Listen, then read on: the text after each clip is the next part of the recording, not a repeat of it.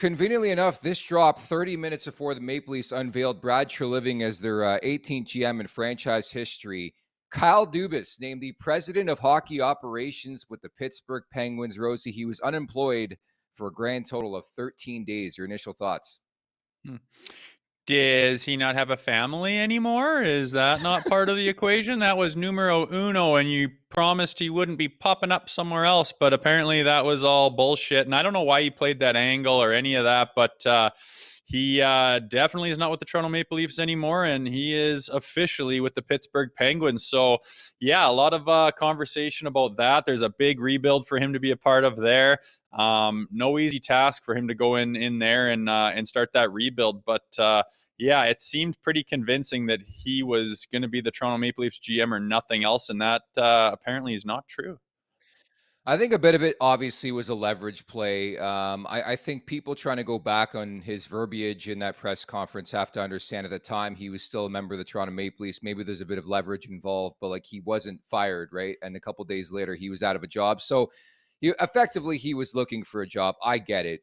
It was still a bit rich in terms of what he said. The fact that we're sitting here 13 days later and he's got a new job.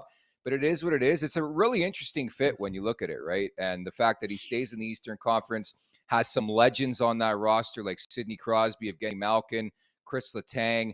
So fascinated to see how quickly he can pick up Matt Murray from the Toronto Maple Leafs. Fingers crossed on that. I just want to see how the Sault Ste. Marie Greyhounds now end up in Pittsburgh, Rosie. Yeah, well, going back to the leverage thing, how does saying that I'm not going anywhere else, it's this or nothing, give you leverage? If he would say, yeah, Yeah. if it doesn't work out here, I'll have a million options ahead of me. Doesn't that give him more leverage? So I don't really get out that argument, but nonetheless, it doesn't matter now. He will be in that organization, and as I'm sure Brian Burke will probably attest to, it's a top tier organization, world class. They've built something special there since their dog days before Sidney Crosby. So I imagine he's excited for it, and to go from this organization to that one, he's in pretty good company, I imagine, and lots going on there for him. So it'll be interesting to see how he performs there. The timing again was very, very interesting. I was just waiting and waiting. Like we had been waiting the last couple of days to see if there was going to be a decision. Ottawa seemingly was involved in the conversation for Kyle Dubas, and he ends up in Pittsburgh. And Rosie, he gets what he wants, right? Pretty much full autonomy as the president of hockey ops there.